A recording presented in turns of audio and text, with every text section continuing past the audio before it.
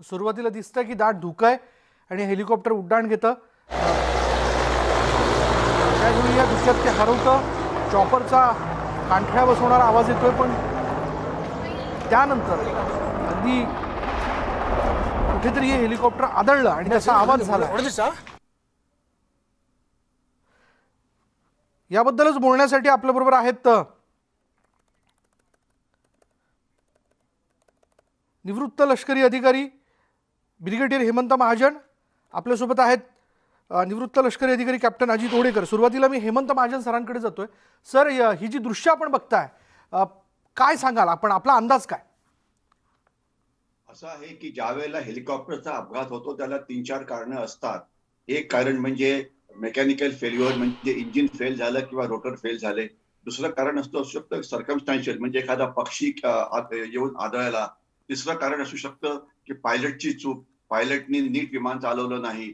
किंवा चौथं कारण जे समोर येतं आहे एखादं असू शकतं ते म्हणजे तिथे धुकं होतं. त्या धुक्यामुळे रस्ता नीट दिसला नाही आणि त्याच्यामुळे एखाद्या झाडाला तरी टक्कर मारली असावी आणि त्यानंतर ते हेलिकॉप्टर त्याचे भरकटलं असावं आणि जमिनीवरती आदळलं असावं आणि मग स्फोट झाला असावा. परंतु नेमकं काय झालं हे आपल्याला ज्यावेळेला त्याचा ब्लॅक बॉक्स मिळेल त्याच्यामध्ये हे क्लिअर होईल. परंतु या 4 चुका नक्कीच असू शकतात. मेकॅनिकल फेल्युअर, पायलट एरर किंवा वेदर एकदम खराब झालं त्याच्यामुळे किंवा त्याला म्हणायचं की सर्कमस्टॅन्शियल एरर, या सगळ्यांमुळे ही कारणे असू शकतात. आणि सध्या जे चीफ ऑफ एअर स्टाफ आहेत ते तिथे गेलेले आहेत. तर मला खात्री आहे की त्याची नीट चौकशी केली जाईल आणि ही पद्धत पण असते की प्रॉपर चौकशी केली जाते. परंतु सध्याच्या परिस्थितीमध्ये धुकं आणि त्याच्यामुळे न दिसणारं झाड आणि त्याच्यामुळे मग डोंगराला टक्कर मारली, मग त्याच्यामुळे टाकीचा जो पेट्रोलची टाकी असते, एव्हिएशन फ्युएलची जी टाकी असते त्याचा स्फोट झाला असावा. त्याच्यामुळे प्रचंड आवाज आला आणि त्यामुळे मोठी आग लागली आणि या आगीमुळे आणि कोसळल्यामुळे या सगळ्यांचा दुर्दैवी मृत्यू झाला. ही एक अशी प्राथमिक माहिती आपल्या समोर येते आहे. नक्की काय झालं हे आपल्याला पुढच्या काही दिवसामध्ये नक्कीच कळेल. कॅप्टन अजित ओडेकर, MI-17V5 असं हे अत्याधुनिक हेलिकॉप्टर आहे, म्हणजे खास VIP लोकांच्या उड्डाणासाठी लष्करातल्या उच्च अधिकाऱ्यांसाठी हे वापरलं जातं, हे आपल्याला माहितीच आहे. पण याचे काही प्रोटोकॉल आहेत उड्डाणापूर्वीचे. जर वेदरची काही समस्या असेल किंवा काही तांत्रिक बिघाड असेल, हे तपासल्या गेलं नसेल का? मुळामध्ये आता महाजन साहेबांनी सांगितल्याप्रमाणे जी 4 कारणं त्यांनी सांगितली ती सोडून जर पुढचा आपण विचार केला तर आपल्याला सांगायला पाहिजे की MI-17 हे अगदी वेदर प्रूफ असं एक हेलिकॉप्टर आहे आणि कायम आत्तापर्यंत VIPs, very VIPs, politicians, leaders, governor's या लोकांकरता ते वापरलं जातं. आणि ते वापरत असताना जेव्हा अशा प्रकारचं असतं तर CDS सारखा जेव्हा एवढा सिनियर मोस्ट अधिकारी हे विमान वापरून एखाद्या ठिकाणी जाणार असेल तर प्रोटोकॉल असे आहेत की विमानाचं म्हणजे हेलिकॉप्टर जिथून उडणार आहे त्याच्याआधी त्याचं पूर्णपणे चेकिंग कमीत कमी 10 वेळा केलं जातं आणि नंतरच त्याला उड्डाण करायची परमिशन दिली जाते. दुसरी गोष्ट अशी आहे की हे जेव्हा हेलिकॉप्टर आकाशात जातं तर VIPs त्यात घेऊन जायच्या आधी किमान एक त्याची टेस्ट ड्राईव्ह केली जाते की ज्या भागात ते विमान घेऊन जायचं आहे आणि ज्या विमानतळावर ते उतरायचं आहे, ज्या हेलिपॅडवर ते उतरायचं आहे त्याची प्रॅक्टिससुद्धा एकदा मुद्दाम करून बघितली जाते. त्यामुळे अशा सर्व प्रकारचे सर्व प्रोटोकॉलसुद्धा पार 100% पाळले जातात आणि याच्यामध्ये कुठलाही हलगर्जीपणा आर्मी करू शकत नाही आणि केला जात नाही. मग आता मुद्दा पुढचा काय राहतो की हे कशामुळे झालं असेल. माझं परसेप्शन असं आहे की आपण जर वेलिंग्टनचा आणि ज्या ठिकाणी स्टाफ कॉलेज आहे त्याचा जर विचार केला त्याच्या चारी बाजूला डोंगर आहेत आणि मध्यभागी ते हेलिपॅड किंवा विमानतळ आहे आणि एकाच दिशेने फक्त त्याला ॲप्रोच आहे की जेव्हा विमान किंवा हेलिकॉप्टर येऊन त्याला लँड होऊ शकतं. त्याच्याकरता आपण बघितलं तर ज्या ठिकाणी हे विमान आता हेलिकॉप्टर क्रॅश झालेलं आहे त्या क्रॅश साईटपासून 22 ते 23 क्रो फ्लाईट म्हणजे आकाशमार्गाने फक्त अंतर त्या हेलिपॅडचं शिल्लक होतं. आणि जेव्हा एखाद्या हाईटवर उडणारं हेलिकॉप्टर जमिनीवर येऊन विमानतळावर उतरायचं असेल तर त्याला हळू खालच्या लेवलला यावं लागतं आणि जेव्हा त्याचा खालचा पाथ सुरू होतो तेव्हा तिथं असलेलं धुकं आणि मग एरर ऑफ जजमेंट या 2-3 गोष्टीसह इन्व्हॉल्व्ड होऊ शकतात. आता प्रत्यक्षामध्ये नक्की हा अपघात कशामुळे झालेला आहे याचा जेव्हा तो ब्लॅक बॉक्स आपल्याला सापडेल, त्याची पूर्णपणे कोर्ट ऑफ इन्क्वायरी होईल, तेव्हाच आपण त्याचा निष्कर्ष काढू शकू. तोपर्यंत आपल्याला वाट पाहावी लागेल. महाजन सर, खरं तर आपण आपले पहिले CDS बिपिन रावत यांना गमावून बसलो. इतरही लोक यामध्ये होती. दुर्दैवी घटना आहे ही. पण यामध्ये जसं आपण म्हणालात वेगवेगळ्या शक्यता असू शकतात. आपण एका वृत्तपत्राला दिलेल्या मुलाखतीत अपघात की घातपात ही एक शक्यता जी ती बोलून दाखवली होती. म्हणजे यावरती आपण कसा प्रकाश टाकू शकाल? जे वेगवेगळे प्रकार सांगितले ज्यामुळे अपघात होऊ शकतो, अपघात त्याच्यामध्ये किंवा घातपात हा विषय हा सुद्धा होण्याची शक्यता ही असू शकते. परंतु ते अर्थात सगळं कोर्ट ऑफ इन्क्वायरी झालं की होऊ शकतं. कारण आपला जो शत्रू आहे चीन, तो सायबर हल्ल्याकरता प्रसिद्ध आहे. घातपात याचा अर्थ की एखाद्या समजा म्हणजे अनेक प्रकारे आपण घातपात करू शकतो की पेट्रोलमध्ये काहीतरी मिश्रण करणं किंवा त्याचं स्क्रू ढिले करणं किंवा अनेक प्रकार असतात. पण चीन टेक्नॉलॉजिकली अनेक गोष्टी करू शकतो आणि त्याच्यामध्ये एव्हिएशनच्या ज्या सिस्टीम्स असतात त्याच्यावरती सायबर अटॅक करून हे होऊ शकतं. परंतु हे केवळ आपले तर्क आहेत.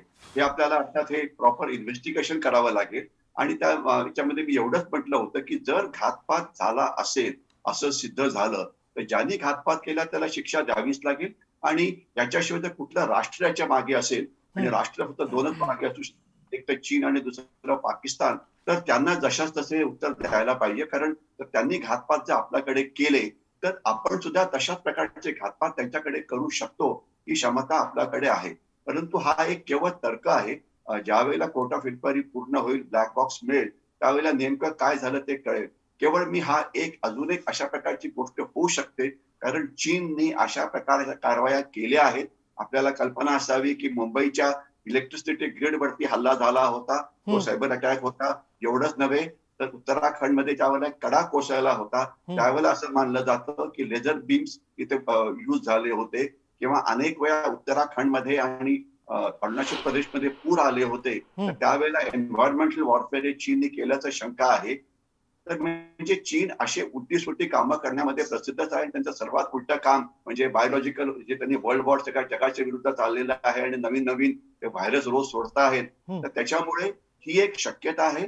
अर्थात शक्यतेला आपल्याला प्रूफ द्यावं लागतं, प्रूफ सिद्ध करावं लागतं आणि ते मला खात्री आहे की येणाऱ्या काळामध्ये आपल्याला नेमकं काय झालं ते कळेल आणि त्याच्यावरती योग्य ती कारवाई केली जाईल. ही एक केवळ शक्यता आहे असं मी त्यावेळेला सांगितलेलं होतं. बरोबर, ती शक्यता आपण व्यक्त केलेली नाही. अर्थात आता यानंतर पुढला जो तपास आहे तो केला जाईल आणि त्यानंतर सिद्ध होऊ शकेल की नेमकं काय घडलेलं आहे. मला कॅप्टन अजित ओडेकर यांना विचारायचं आहे, कॅप्टन आता जो तपास केला जाईल म्हणजे याच्या तांत्रिक गोष्टी सगळ्या गोष्टी तपासल्या जातील, याची प्रक्रिया नेमकी काय असते, कसा असतो हा तपास? आता या तपासामध्ये अनेक एजन्सीज इन्व्हॉल्ड असतील. सगळ्यात पहिल्यांदा तर त्या साईटवरती जाऊन त्या ठिकाणी त्या कुठल्या प्रकारची आग लागली आहे, स्फोट कसा झाला आहे, त्या प्रत्येक गोष्टी निर्णय त्याचे पॅरामीटर्सप्रमाणे त्या गोष्टी चेक केल्या जातात. तसंच तिथे तुम्हाला नक्कीच ब्लॅक बॉक्ससुद्धा सापडेल ज्याच्यामध्ये त्या उड्डाणाच्या सुमाराला स्फोटाच्या आधी किंवा नंतर काय परिस्थिती आहे त्या बाबतीमध्ये त्यातला जो पायलट होता त्याचा काही त्याने मेसेज त्याच्यामध्ये काही रेकॉर्ड झाला आहे का हे सुद्धा बघितलं जाईल.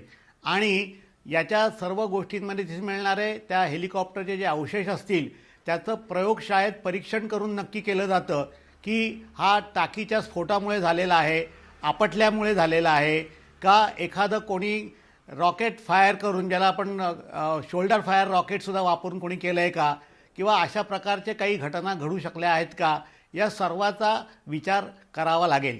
आणि सर्व अँगल्समधनं विचार केल्यानंतरच निष्कर्ष काढला जातो.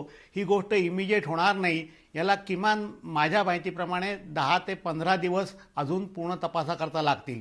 आणि मगाशी महाजन साहेबांनी सांगितल्याप्रमाणे सुद्धा यामागे जर समजा चीन किंवा पाकिस्तान किंवा म्यानमारमध्ये असलेले गट हे त्यामध्ये सामील असतील आणि त्यांनी त्या लोकांना काही त्या प्रकारची इन्फॉर्मेशन दिली असेल तर अशा प्रकारचं CDS रावत यांना घेऊन जाणारं हेलिकॉप्टर कुठल्या दिवशी किती वाजता कसं कुठं जाणार आहे याची माहिती कुठून काही लीक झाली का, यासुद्धा गोष्टीचा विचार आर्मीला आणि आपल्या संबंधित खात्यांना करावा लागेल. आणि ह्या सर्व अँगल्समधनं विचार केल्यानंतरच निष्कर्ष काढला जाईल. त्याशिवाय कुठलाही निष्कर्ष काढता येणार नाही. महाजन सर, जसं आपण म्हणालात की अनेक शक्यता असू शकतात, तपासाअंती यातली कुठली शक्यता खरी आहे हे समोर येईलच.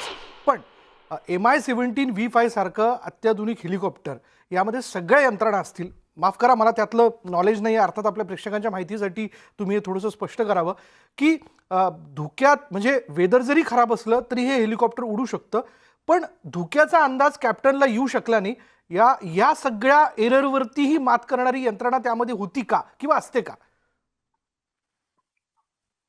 विशाल, मला वाटतं आपण टेक्निकल गोष्टींवरती फारच जास्त फोकस करतो आहे.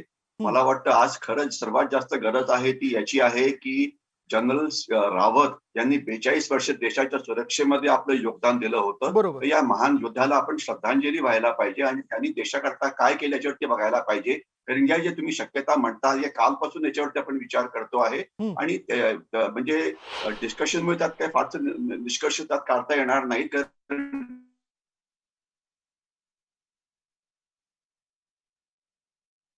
काही कारणास्तव महाजन सरांचा आवाज आपल्यापर्यंत पोहोचत नाही, पण खरंच महाजन सरांनी हा मुद्दा योग्य मांडलेला आहे, ज्याच्याशी मी देखील सहमत आहे. पण तरी एक प्रत्येक माणसाच्या मनात प्रश्न असतात की CDS रावत यांना घेऊन जाणारं हे अत्याधुनिक हेलिकॉप्टर नेमकं कोसळलं कसं?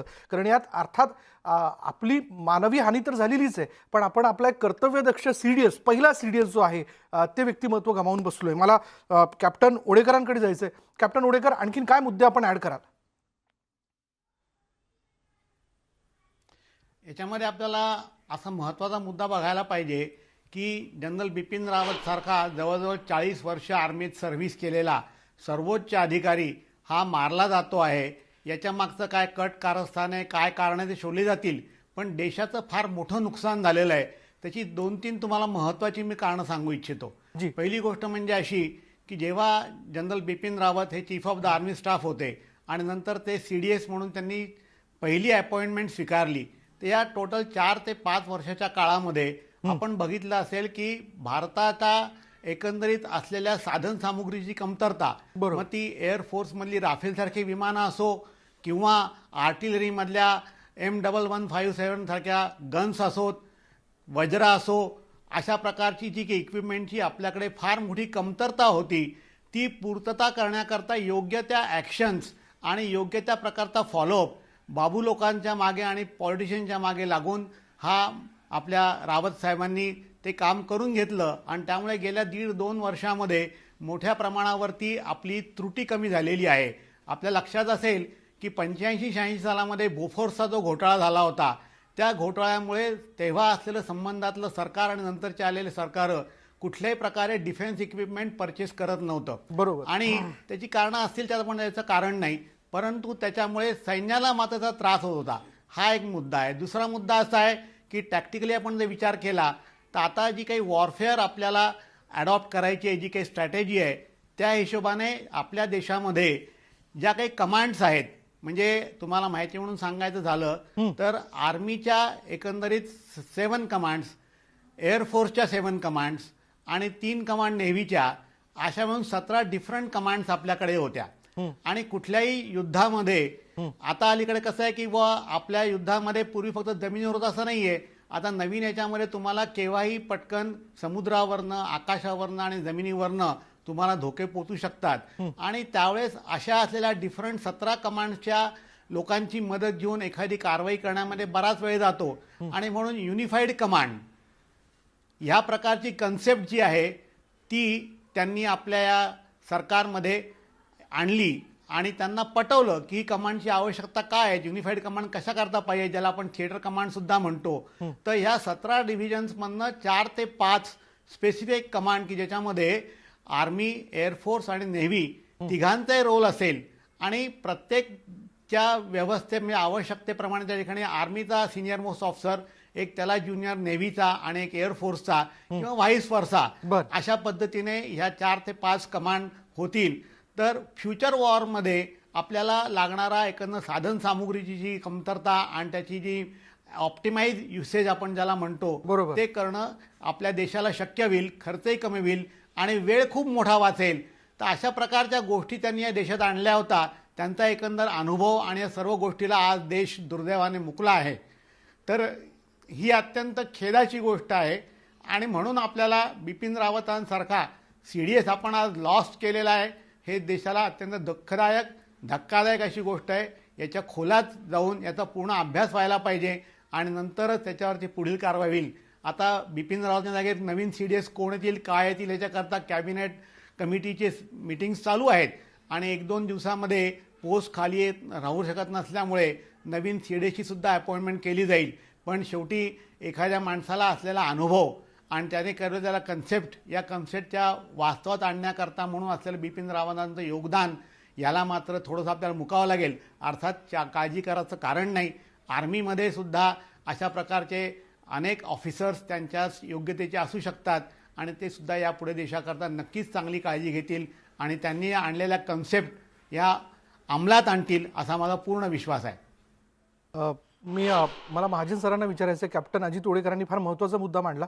शेवटी बऱ्याच वेळेस आपण जर पाहिलं तर सैन्याच्या संदर्भात बजेटमध्ये काही गोष्टींची आग्रहाने तरतूद करून घेणं किंवा आधुनिकीकरणाच्या विषयाला घेऊन आग्रह धरून सरकारी बाबूंच्या पाठीमागे लागून त्याचा पाठपुरावा करणं, याबद्दल देखील काम करणारा, सातत्य ठेवणारा एक व्यक्ती असावा लागतो. आणि या बाबतीत बिपिन रावत यांचं फार मोठं योगदान राहिलं आहे. त्यांचा दृष्टिकोन फार विस्तीर्ण होता. त्यांचं जाणं, ह्या दृष्टिकोनाला आपण हरून बसलोय अशी भावना आपल्या मनात आहे का? नक्कीच जनरल बिपिन यांचं जे योगदान होतं हे गेले 42 वर्ष होतं. 1974 साली त्यांनी NDA मध्ये प्रवेश केला. 1978 मध्ये त्यांना कमिशन मिळालं आणि ज्या वेळेला ते इंडियन मिलिटरी अकॅडमीतनं पास आउट झाले त्यावेळेस त्यांना स्वॉर्ड ऑफ ऑनर मिळालं होतं. म्हणजे जो कॅडेट मोस्ट ऑलराऊंड असतो, मेरिट लिस्ट मध्ये पहिला येतो, त्याला ते मिळतं. याच्या पुढे त्यांनी जे आर्मीमध्ये वेगवेगळे कोर्सेस केले सगळेच त्यांनी टॉप केले. त्याच्यामधलं मी एक सांगू इच्छितो स्टाफ कॉलेज विषयी. स्टाफ कॉलेजला ते USA स्टाफ कॉलेजमध्ये गेले होते, जो एक अतिशय मोठा सन्मान असतो. त्यांनी बटालियन कमांड केली, चीनी सीमेवरती ब्रिगेड कमांड केली, LOC वरती पुन्हा एक ब्रिगेड कमांड केली काँगोमध्ये, त्यांनी डिव्हिजन कमांड केली नॉर्थ ईस्ट मध्ये, कोर कमांड केली नॉर्थ ईस्ट मध्ये.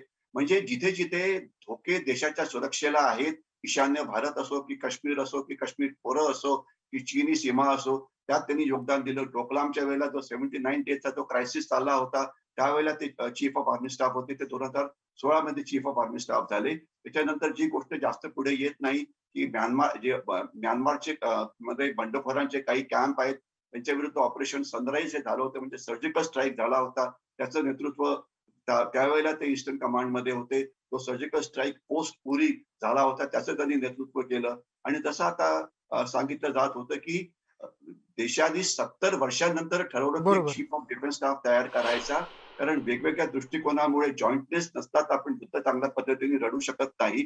आणि युद्ध जर आपण जॉईंटली फाईट केलं तर आपण कसं जिंकू शकतो हे आपल्याला 71च्या वॉरमुळे कळतं. ज्यावेळेला जनरल सॅम माणेकशॉ किंवा फील्ड मार्शल सॅम माणेकशॉनी सगळ्यांना एकत्रित आणून जो पराक्रम गाजवला आणि आपण पाकिस्तानचे तुकडे केले, ते उदाहरण आपल्या समोर आहे. तर जॉईंटमनशिप ही नीड ऑफ द आवर आहे आणि त्याकरता theatre command, integrated theatre command चालू आहे.